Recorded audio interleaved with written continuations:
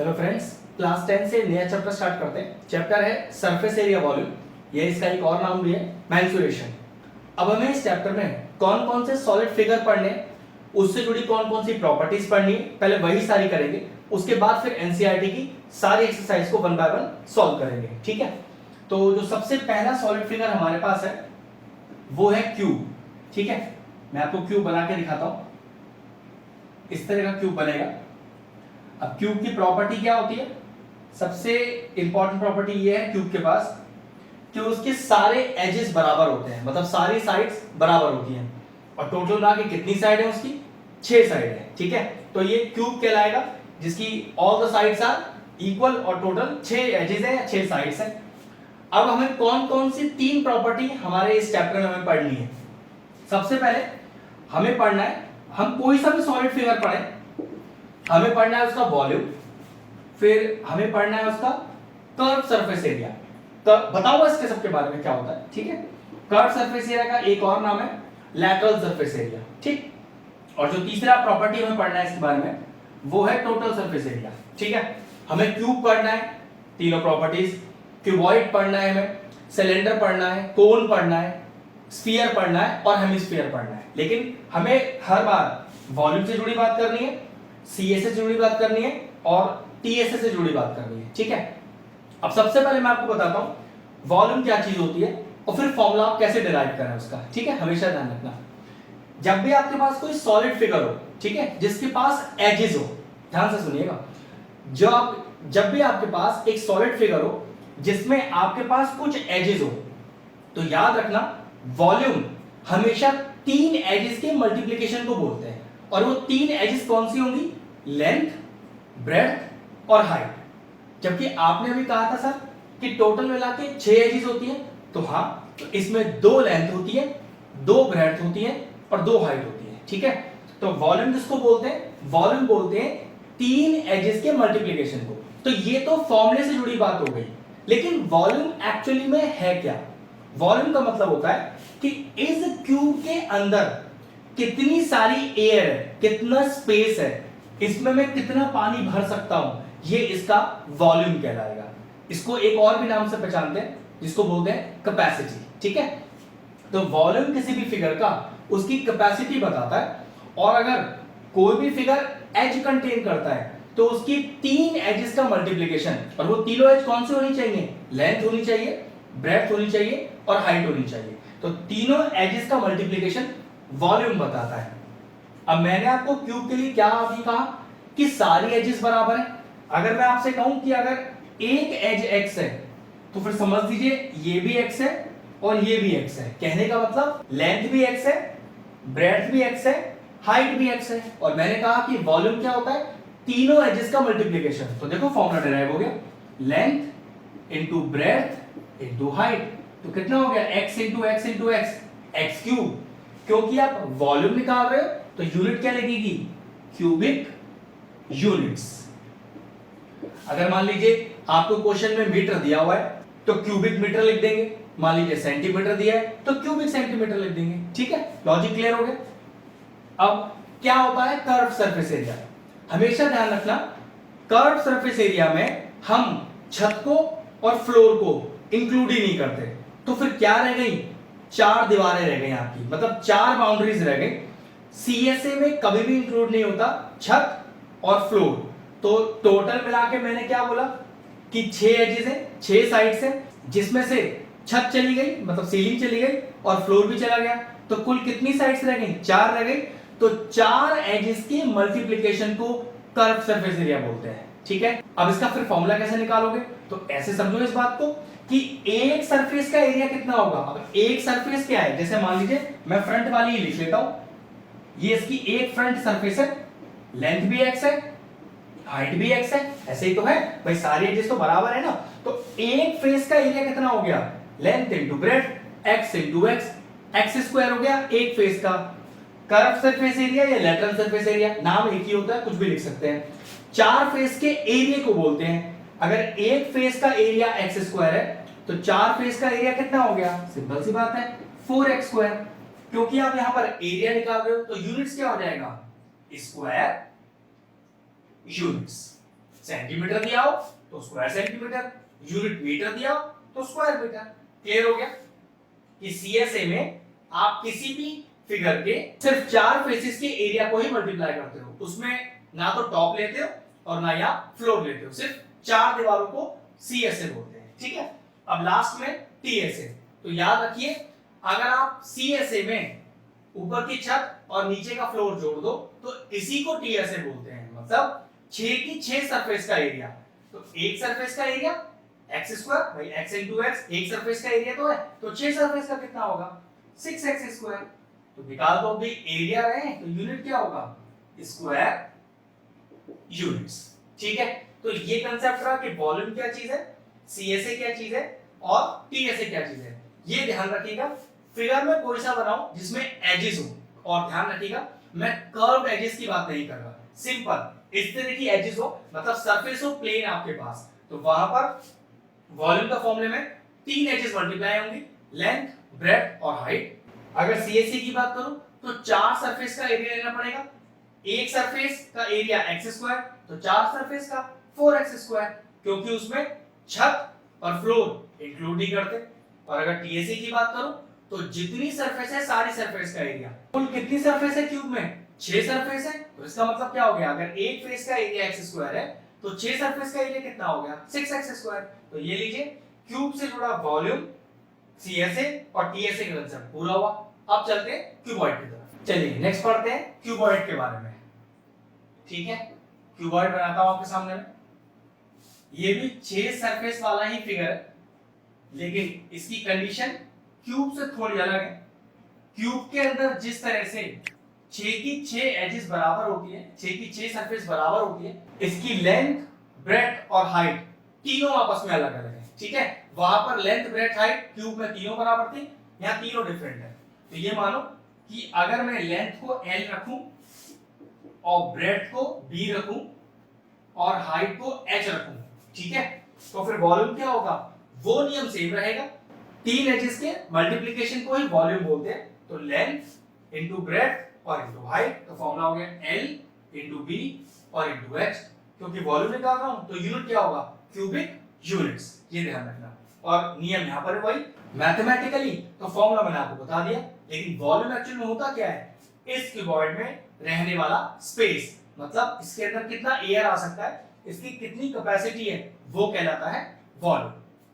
अगर हम बात करें सीएसए की तो अभी भी वही नियम है, 4 सरफेस के एरिया को सीएसए बोलते हैं। अब इसके अंदर भी और सीएसए में अब भी टॉप और बॉटम ऐड नहीं होगा, तो हटा दीजिए टॉप को भी और बॉटम को भी, तो फॉर्मूला क्या रह जाएगा 2l + b और इनटू h। इसको मैं डिराइव करके बता सकता हूं, लेकिन जरूरत नहीं, डायरेक्ट फॉर्मूला याद कर लीजिए। ये समझ लीजिए कि आपने छत हटा दी है और नीचे का बेस हटा दिया है, फ्लोर हटा दिया है, तो 4 दीवारों का एरिया 2l + b * h कहलाता है। और इसको CSA या LSA ना बोलकर ऐसा भी बोल देते हैं, एरिया ऑफ 4 वॉल्स। तो ध्यान रखना, एरिया ऑफ 4 वॉल्स क्यूबॉइड के CSA या LSA को ही बोला जाता है। तो नाम ऐसे भी आ सकता है।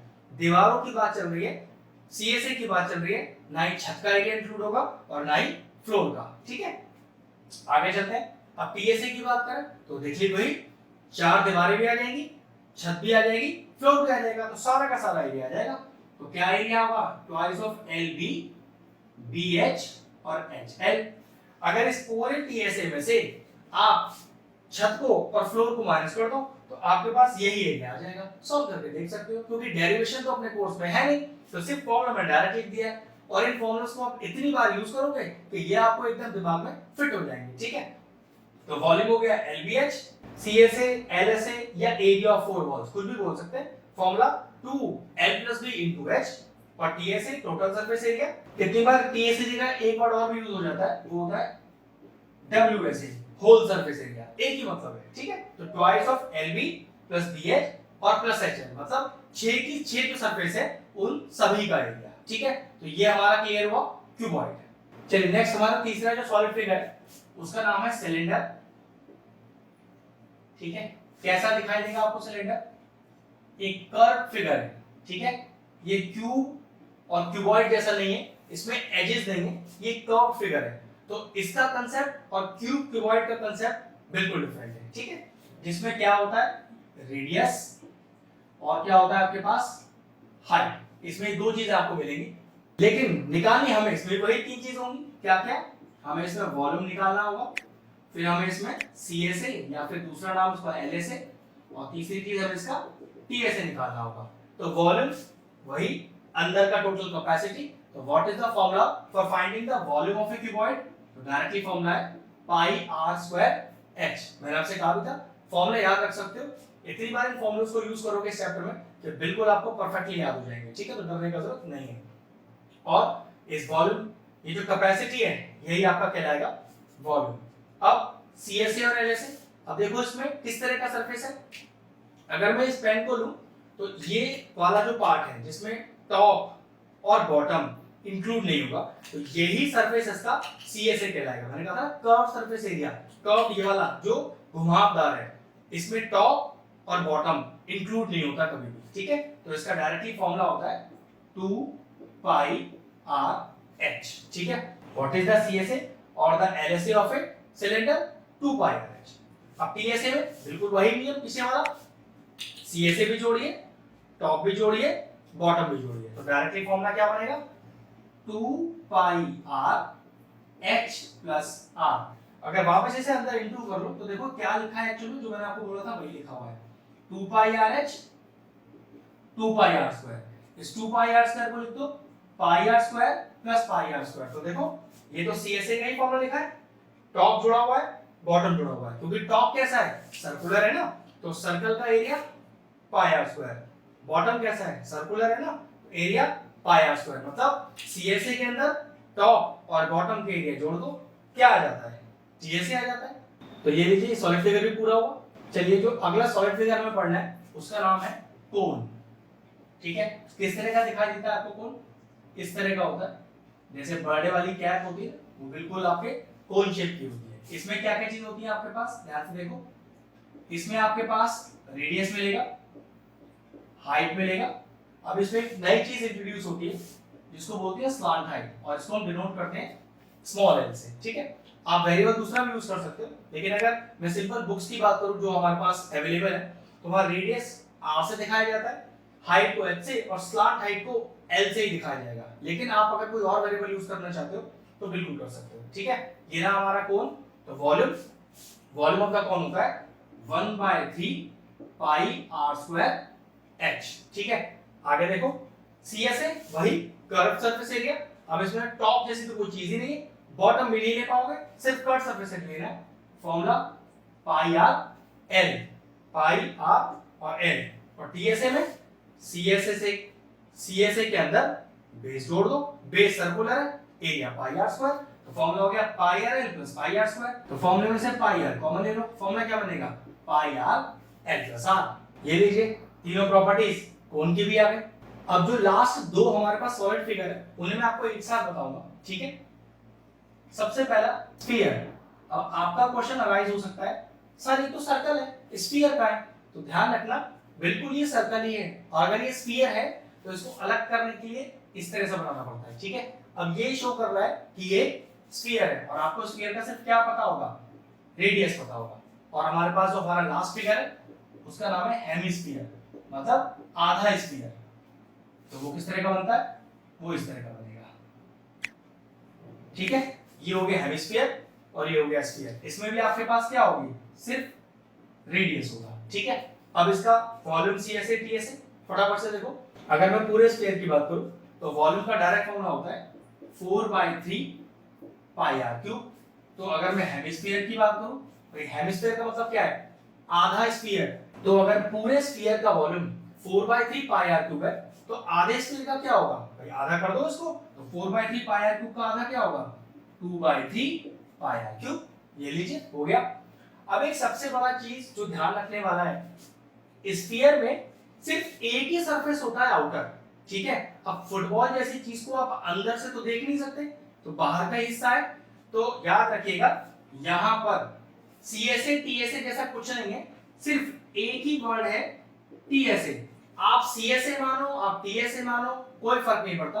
वैसे TSA ही माना जाता है क्योंकि होल सरफेस एरिया सारी बाउंड्री, लेकिन आप उसे सी ए से लिख दो, टी ए से लिख दो, कोई फर्क नहीं पड़ता, एक ही सरफेस होता है स्फीयर का और उसका डायरेक्ट फॉर्मूला होता है 4πr²। लेकिन अगर हम यहां बात करें तो सी ए से कितना होगा भाई, अगर यहां पर 4πr² है तो आधा कर दीजिए हेमिस्फीयर में 2πr², ठीक है। और हेमिस्फीयर में टी ए से होता है क्या, देखिए इसके सी ए से में ऊपर का सरफेस जोड़ दो भाई, ये वाला सरफेस आधा तो कितना हो गया 2πr² और ऊपर का भाई ये भी तो जोड़ना पड़ेगा आपको इसके अंदर, सर्कुलर पोर्शन एक और πr², तो टोटल कितना हो गया 2πr² प्लस πr², ये हो गया 3πr²। तो ये सारी प्रॉपर्टीज थी, सारे सॉलिड फिगर्स थी, ठीक है। ध्यान रखना है कि स्फीयर में सी ए से टी ए से सब एक ही जैसा है, इसके लिए सी ए से भी लिख दो या टी ए से लिख दो, हमें इससे फर्क नहीं पड़ता, सरफेस तो इसके पास एक ही है और वो है 4πr²। अब सारी प्रॉपर्टीज तो हो गई, चलिए बढ़ते हैं अपनी एक्सरसाइज की तरफ। चलिए एक्सरसाइज 13.1 का पहला क्वेश्चन करते हैं, मैं अपनी बुक से पढ़ता हूं, आप भी पढ़िए। क्वेश्चन कह रहा है 2 cubes each of volume 64 centimeter cube are joined end to end, find the surface area of the resulting cuboid। दो क्यूब है और दोनों का इंडिविजुअल वॉल्यूम दिया हुआ है 64 सेंटीमीटर क्यूब और दोनों क्यूब को आपस में जोड़ दिया गया है और फिर आपसे कह रहा है कि बताइए जो रिजल्टिंग क्यूबॉइड बनेगा उसका सरफेस एरिया क्या होगा। एक छोटी सी बात, सरफेस एरिया मांग रहा है, ये तो उसने कहा ही नहीं कि कर्व सरफेस एरिया निकालना है या टोटल सरफेस एरिया निकालना है। तो ध्यान रखिएगा जब भी आपके पास वर्ड आए कि सरफेस एरिया निकालना है तो आपको ज्यादातर हमेशा टोटल सरफेस एरिया ही निकालना होगा, या तो आपके पास कर्व सरफेस एरिया की कोई पहचान है तो कोई दिक्कत ही नहीं है, अदरवाइज समझ लीजिएगा if the question asks to find the surface area it should be always total surface area, ठीक है। चलो देखते हैं। अब पहले दो क्यूब आपस में ज्वाइन करते हैं, देखो ध्यान से कैसे ज्वाइन करने वाला फिगर बनाना है। फिगर को आप एक बार समझ लीजिएगा फिर तो आपको अच्छे से क्लियर हो जाएगा, खुद भी आप बना पाओगे कि दो क्यूब कैसे ज्वाइन किए जाते हैं। पहला क्यूब बनाना तो बड़ा आसान है, अब देखो इन्हें ज्वाइन कराता हुआ फिगर कैसा बनेगा, कुछ इस तरह का बनेगा, ध्यान से देखिएगा। ये लीजिए मैंने दो क्यूब आपस में ज्वाइन कर दिए और फिगर कैसा बन गया, क्यूबॉइड बन गया। देखो लॉजिक कैसे देखना है, एक सिंगल क्यूब की बात करते हैं क्योंकि दोनों का ही वॉल्यूम बराबर है ना, तो दोनों में सारे एजेस सेम ही होंगे, ठीक है। एक की बात करें क्योंकि क्यूब की बात कर रहा हूं तो जो इसका लेंथ होता है वही इसका ब्रेड्थ होता है और वही इसका हाइट होता है। शुरू में मैंने प्रॉपर्टीज में यही बताया कि क्यूब एक ऐसा सॉलिड फिगर है 6 सरफेस वाला जिसकी सारी एजेस बराबर है, ठीक है। तो लेंथ भी x, ब्रेड्थ भी x, हाइट भी x। अब उस सब की बात करें तो देखो उसका भी लेंथ x, ब्रेड्थ भी उसकी x और हाइट भी उसकी x। लेकिन ये टोटल फिगर क्या बन गया, ये टोटल फिगर बन गया क्यूबॉइड। और क्यूबॉइड में एक चीज देखना, ये टोटल लेंथ कितना हो गया x प्लस x, तो लेंथ एक तरह से आपके पास क्या हो गया 2x हो गया। अब ये वाली ब्रेड्थ देख लो, ये वाली ब्रेड्थ देख लो, ब्रेड्थ कितना हो गया क्यूबॉइड का x हो गया और हाइट कितना हो गया क्यूबॉइड का x हो गया, लेकिन लेंथ 2x हो गया। इसका मतलब ये हुआ जब दो या दो से ज्यादा क्यूब जोड़े जाते हैं और क्यूबॉइड बनाया जाता है तो फर्क सिर्फ लेंथ पर पड़ता है, ब्रेड्थ और हाइट सेम रहता है। मैं एक बार फिर से बोल रहा हूं स्टेटमेंट, अगर दो या दो से ज्यादा क्यूब आपस में ज्वाइन किए जाते हैं तो चेंज लेंथ में आता है, ब्रेड्थ और हाइट सेम रहते हैं, ठीक है। एक क्यूब की बात कर लेते हैं क्योंकि हमें वॉल्यूम दोनों का ही सेम दिया हुआ है, कितना 64 सेंटीमीटर क्यूब। चेक कर लेता हूं यूनिट क्या दी हुई है, जी हां 64 दी हुई है। अब मैंने h को कितना लिया हुआ है x लिया हुआ है, तो what is the formula for finding the volume of the cube, x cube होता है side into side into side, side into side into side, तो x cube which is equal to 64, तो x का value कितना आ गया 64 की power 1/3 भैया 3 है ना, तो वहां जाकर क्या हो जाएगा क्यूब रूट, समझ लो इस चीज को, ठीक है। अब मैं 64 को क्या लिखता हूं 4 की पावर 3 की होल पावर 1/3, पावर से पावर मल्टीप्लाई करो, x is equal to 4 की पावर 3 into 1/3 कैंसिल हो गया, and what is the edge कितना आ गया 4 सेंटीमीटर। तो अब जरा ध्यान से देखना, मैंने क्या बोला था लेंथ ब्रेड्थ हाइट की वैल्यू मैंने पहले ही बता दी, x आ गया 4, तो उस हिसाब से देखना लेंथ कितनी आ गई 2 into 4 8 सेंटीमीटर, ब्रेड्थ x ही है जो कि 4 है 4 सेंटीमीटर, हाइट भी x है जो कि 4 है 4 सेंटीमीटर। तो आपके पास इस रिजल्टिंग क्यूबॉइड की लेंथ है, ब्रेड्थ है, हाइट है। क्या मंगवा रहा है आपसे? देखो जरा क्वेश्चन फिर से पढ़ लेते हैं। Find the surface area of the resulting cuboid. और सरफेस एरिया पहचान तो कोई है नहीं, और आपके पास सरफेस एरिया मतलब कौन सा है? ये आपके पास फिर टीएसए ही है। फिर समझ लीजिए, सिर्फ सरफेस एरिया टीएसए ही होता है, लेकिन आपको ऐसा लगता है क्वेश्चन में पहचान दी है सीएसए की, तो फिर आप इसे सीएसए ही लिखना, otherwise surface area is always TSA. ठीक है, और फॉर्मूला क्या होता है टीएसए का? क्यूबॉइड का, तो 2LB BH और HL सारी वैल्यूज तो आपके पास है, लगाइए। तो 2L into B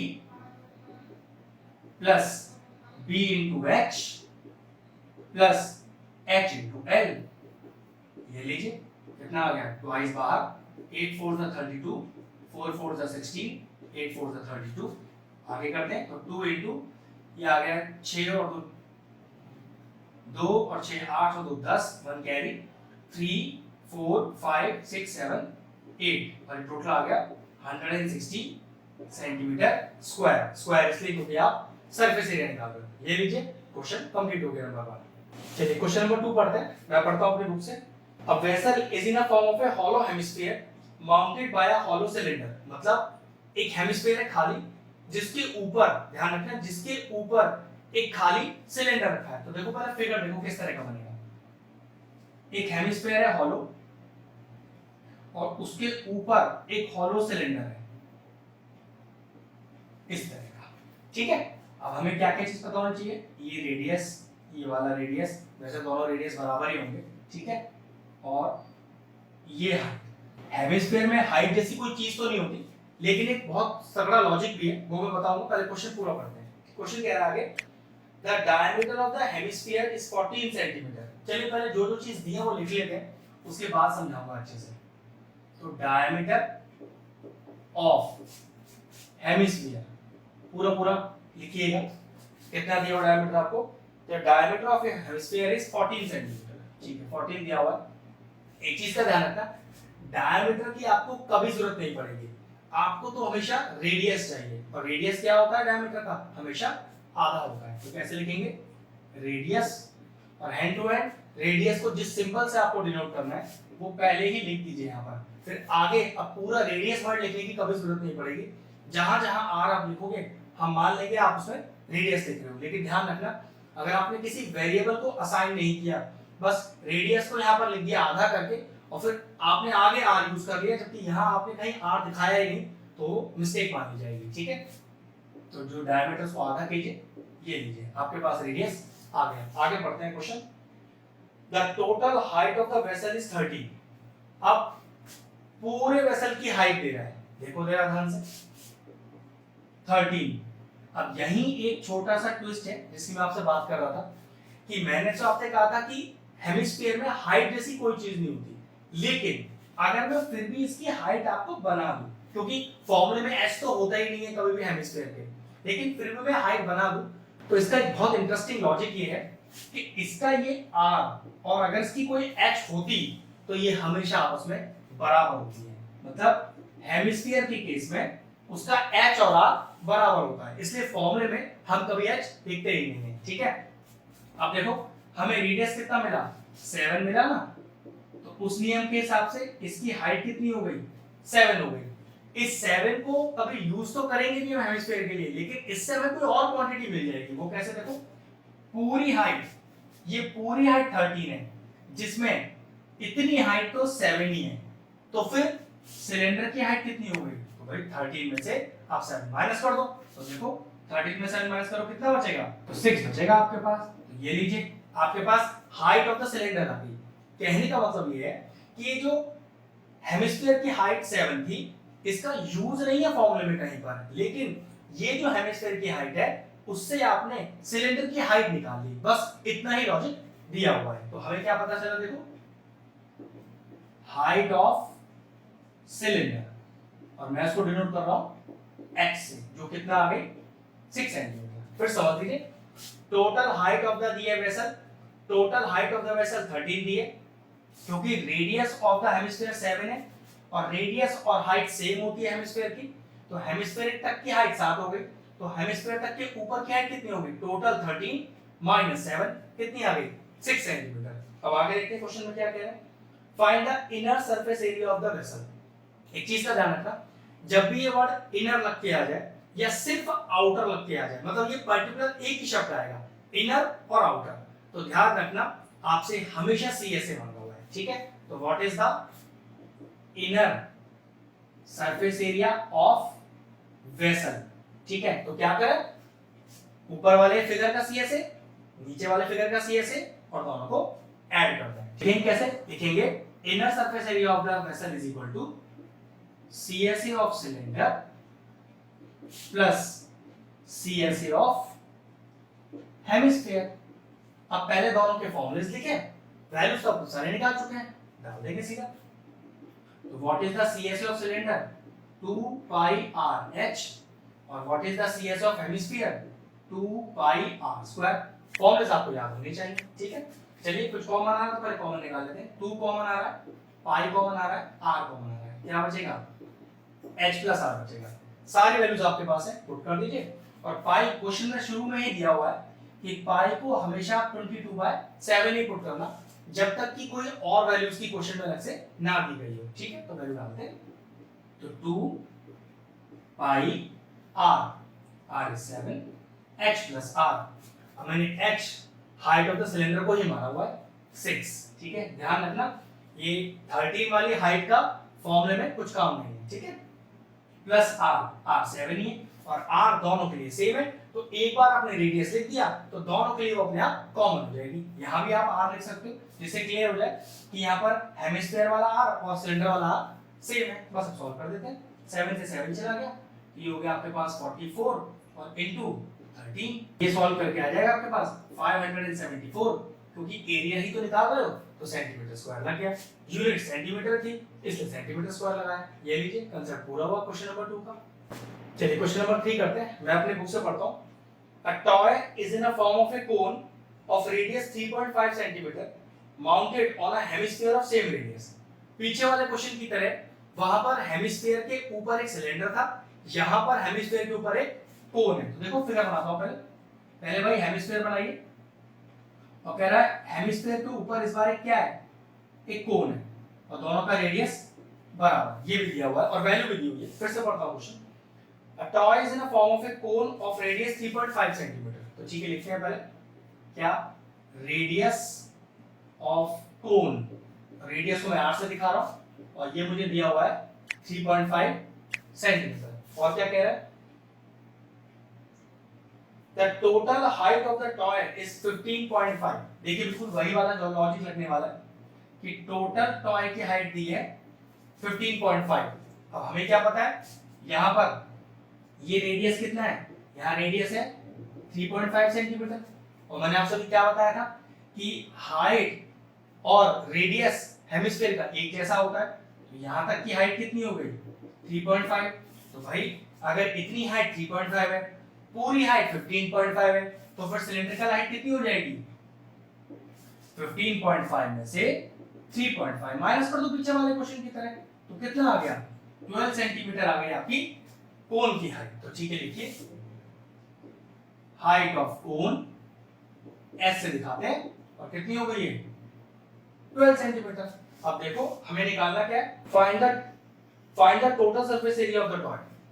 अब एक और ट्विस्ट आ गया, जब भी दो या दो से ज्यादा फिगर ज्वाइन करके आए हों तो उसका जो TSA होता है वो उस फिगर का CSA होता है एक्चुअली। तो यहां आप क्या लिखोगे, TSA ऑफ फिगर या टॉय कुछ भी लिख सकते हो is equal to CSA of the toy. मतलब जब दो या दो से ज्यादा सॉलिड फिगर्स को आपस में जोड़ा जाता है तो TSA जैसा शब्द खत्म हो जाता है, आप सिर्फ और सिर्फ उसका CSA ही निकाल सकते हो, क्योंकि आपसे फिर भी TSA ही मांग रहा है। तो TSA सिर्फ कंफ्यूज करने के लिए मांग रहा है, क्योंकि दो फिगर ज्वाइन हो रखे हैं। तो आप लिखोगे the TSA of the figure, या लिख सकते हो TSA of the toy is equal to its CSA। और CSA कैसे निकलेगा, तो इसका होगा CSA of cone plus CSA of hemisphere. अब कोन का CSA का फॉर्मूला पाई R L, और हेमिस्फीयर के CSA का फॉर्मूला 2 पाई R स्क्वायर। पर ध्यान रखना R दोनों के सेम है। अब यहाँ पर L आपको स्लांट हाइट निकालनी है। अब स्लांट हाइट कैसे निकलेगी वो देखिए। जब मैंने आपको कोण के बारे में बताया था, मैंने कहा था कि ये तो हो गया हमारा h, ये हो गया r और ये क्या हो गया उसका l। तो देखना ये ए बी सी ट्राइंगल एक राइट ट्राइंगल बन रहा है जिसकी हाइट हमें पता है कितना 12 सेंटीमीटर, रेडियस हमें पता है कितना 3.5 सेंटीमीटर। तो पाइथागोरस से हम L निकाल लेंगे और या कह सकते हैं AC का वैल्यू निकाल लेंगे जो कि हाइपोटेन्यूज है। ठीक है, तो बस पाइथागोरस थ्योरम लगाते हैं पहले इसमें।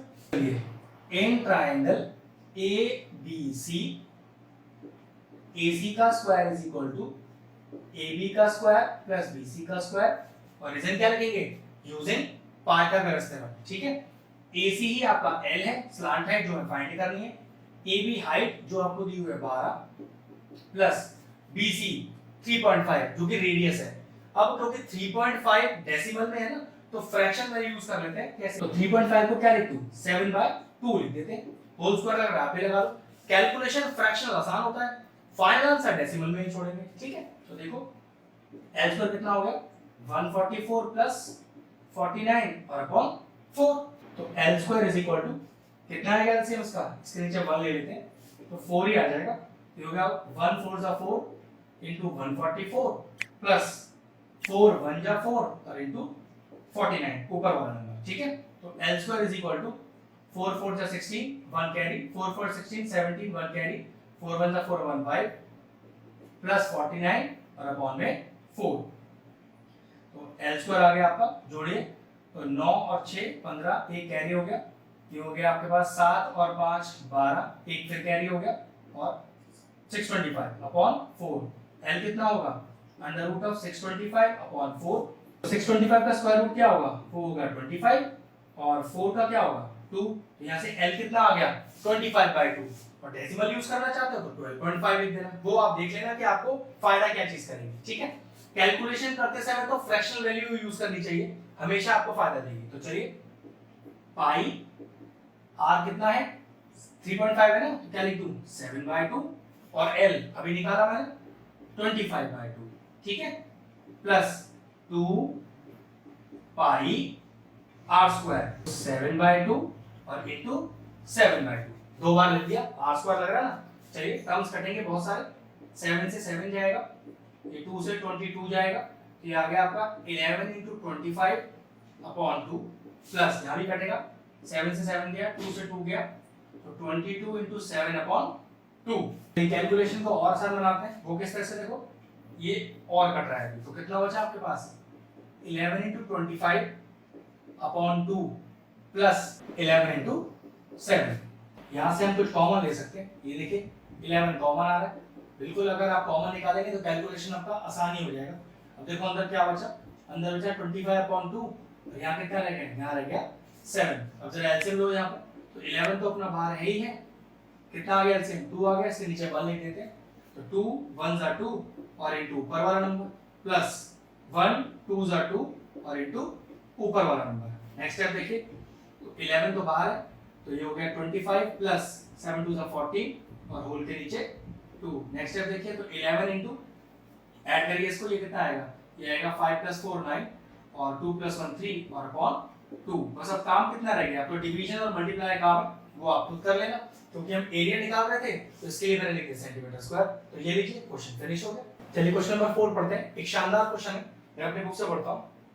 अ cubical block of side 7 centimetre is surrounded by a hemisphere. मतलब एक क्यूब के ऊपर उल्टा हेमिस्फीयर रखा हुआ है। तो ध्यान से देखना फिगर किस तरह का बनेगा। सबसे पहले क्यूब बनाते हैं, क्यूब बनाने का तरीका तो आसान होता है, ये लिखकर इस तरह से बनेगा आपका क्यूब। लेकिन कह रहा है इस क्यूब के ऊपर एक हेमिस्फीयर रखा हुआ है, ठीक है, कुछ इस तरह का। तो ध्यान रखो ये हेमिस्फीयर इस क्यूब को पूरी तरह से तो नहीं घेर पाएगा, देखो ये वाला हिस्सा क्यूब का कुछ बच जाएगा, ठीक है। यही लॉजिक आपको थोड़ा सीखना है इधर। अब पहला क्वेश्चन हमसे क्या कह रहा है वो देखो, what is the greatest diameter of the hemisphere can have. Hemisphere का सबसे बड़ा डायमीटर कौन सा होगा, तो ऑब्वियस सी बात है जो ये मैक्सिमम साइज है, जो मैक्सिमम लेंथ है यहाँ पर क्यूब की, वही इस हेमिस्फीयर का डायमीटर होगा। अब क्यूब की आपको एज कितनी दी हुई है 7 सेंटीमीटर दी हुई है, तो what is the greatest diameter of the hemisphere? 7 ही हो जाएगा। तो लिखेंगे greatest diameter of hemisphere is equal to side of the cube, जो कि 7 सेंटीमीटर दिया है। और मैंने आपसे क्या कहा था, डायमीटर का हमें कभी काम नहीं होता, हमें क्या चाहिए होता है, हमें चाहिए होता है रेडियस। तो रेडियस निकाल लेंगे यहां से, जो कि r से डिनोट करेंगे हम, और रेडियस होता क्या है, डायमीटर का आधा। जब कैलकुलेशन में यूज करना हो तो 7/2 कर लेना, और लास्ट फाइनल आंसर आएगा तो वो डेसिमल में डालना। ठीक है, चलिए अब देखिए क्वेश्चन क्या कह रहा है हमसे, find the surface area of the solid. Okay, पूरे फिगर का टीएसए निकालना है। अब देखो मैंने आपसे एक बात बोला था कि जब भी दो या दो से ज्यादा सॉलिड फिगर कंबाइन होते हैं तो उनका टीएसए निकलता ही नहीं है, उनका तो सिर्फ सीएसए निकलता है। लेकिन यहाँ एक प्रॉब्लम है, मैंने आपको ऐसे फिगर के लिए बोला था जो एक पूरा फिगर दूसरे पूरे फिगर के ऊपर कंबाइन हो जाए। लेकिन यहाँ देखो, ये जो हिस्सा मैंने आपको यहाँ शेड किया है, ये हिस्सा तो ऐसा है ना जो खाली बच रहा है। तो यहाँ देखो लॉजिकली कैसे लिखे, बिल्कुल स्टेप बाय स्टेप बताता हूँ। ठीक है, पहले टीएसए ही लिखते हैं, टीएसए ऑफ फिगर। ठीक है, अब पहले क्यूब की बात करते हैं। क्यूब के पास टोटल कितने सरफेस है? 6 सरफेस है। अगर एक सरफेस के एरिया की बात करें तो x स्क्वायर, वो x यहाँ 7 है तो 7 का स्क्वायर, तो 6 सरफेस का क्या हो गया, 6 into 7 स्क्वायर। देखो पहले मैं y लिखता हूं, मतलब 6 into साइड स्क्वायर, पूरी 6 की 6 सरफेस ले ली। लेकिन ऊपर वाली सरफेस की बात करते हैं। अब मैं जरा ऊपर वाली सरफेस आपको अलग से बना के दिखा रहा हूं। जब इसके ऊपर एक हेमिस्फीयर रखोगे तो देखो ये आपको ऐसा ही तो दिखाई देगा, मतलब ये वाला जो हिस्सा है यही दिखेगा आपको सिर्फ, ये तो यूज्ड अप हो जाएगा। मतलब ये सर्कुलर पोर्शन आप देख ही नहीं पाओगे, यूज ही नहीं कर पाओगे। तो वो सर्कुलर पोर्शन आपको इस पूरे के पूरे क्यूबॉइड के 6 साइड में से माइनस करना पड़ेगा। और वो सर्कुलर पोर्शन क्या है, पाई आर स्क्वायर। आर कितना है, 7/2, तो पाई आर स्क्वायर। अब ये क्यूब का वो हिस्सा आ गया जो आप देख पा रहे हो। तो 6 में से मैंने वो सर्कुलर पोर्शन माइनस कर लिया, तो टोटल एरिया क्या हो गया, 5 साइड प्लस ये शेडेड वाला एरिया प्लस ये वाला हिस्सा भी तो है जो एक्चुअल में क्या है, CSA ऑफ द हेमिस्फीयर। और CSA ऑफ द हेमिस्फीयर का formula 2 pi are square. 2 pi R कितना है, फिर देखो 7/2 का होल स्क्वायर। आप पहले फॉर्मूला प्रॉपर लिख देना, उसके बाद इसके अंदर वैल्यू डाल देना। देखो क्वेश्चन समझने वाला है, आपको ध्यान से कितना रखना है कि आपको यहाँ पर टोटल मैंने जो 6 एजेस का एरिया लिया है उसमें से एक सर्कल का एरिया माइनस करना है, ये वाला सर्कल एरिया माइनस करना है। ठीक है, फॉर्मूला सारा लिख दिया, बस अब मुझे कैलकुलेशन ही करना है। तो 6 into 49 minus 22/7 into 7/2 into 7/2 plus 2 into 22/7 into 7/2 और into 7/2। अब चलो इसका कैलकुलेशन करते हैं। ये हो गया आपके पास 6 9 का 54, 5 कैरी आ गया, 6 4 का 24, 24 और 5 is 29 माइनस ये 11 टाइम्स चला गया, ये 7 से 7 चला गया, ये बचा 77/2 प्लस यहाँ से 7 7 चला गया और 2 से 2 चला गया, ये बचा आपका ये 11 टाइम्स ये भी चला गया, 11 7 जा 77। इन दोनों को ऐड कर लेते हैं, तो 7 और 4 हो गया 11, एक हो गया कैरी, 7 और 9 हो गया आपके पास 16 और एक कैरी 7 और एक हो गया 371 माइनस का। अब 77/2 कर लेते हैं, ये हो गया आपके पास 2 3 या 6 और 2 8 या 16 और 2 5 जा 10 और डॉट लगा दिया मैंने उसके लिए। अब 371 में से माइनस करना है 38.5, तो चलिए तो 371.00 और माइनस क्या करना है हमें 38.5। हमेशा ध्यान रखिएगा डेसिमल के नीचे डेसिमल रख के ही माइनस करते हैं। तो कैरी लिया तो 10 में से 5 गया 5, फिर डॉट लग गया, फिर 10 में से 8 गया 2, 6 रह गया, 6 में से 3 गया 3 और यहाँ रह गया 3। तो ये कितना है आपके पास 332.5। निकाल क्या रहे थे, एरिया तो निकाल रहे थे, क्या आ जाएगा सेंटीमीटर स्क्वायर। ये लीजिए क्वेश्चन फिनिश हो गया। आज का लेक्चर यहीं फिनिश करते हैं। आज 4 ही क्वेश्चन करेंगे, पहले आप अच्छे से कांसेप्ट सीख लीजिए सारे क्वेश्चंस का, फिर आगे वाले लेक्चर में आगे क्वेश्चन ट्राई करेंगे। तो चलिए लेक्चर फिनिश करते हैं। अगर आपको हमारा वीडियो इंफॉर्मेटिव लगा हो तो हमारे चैनल मैथ्स प्लीज को सब्सक्राइब कर लें और साथ में लगे बेल आइकन को भी हिट कर दें, जिससे आगे आने वाले वीडियोस का नोटिफिकेशन आपको सबसे पहले मिल जाए।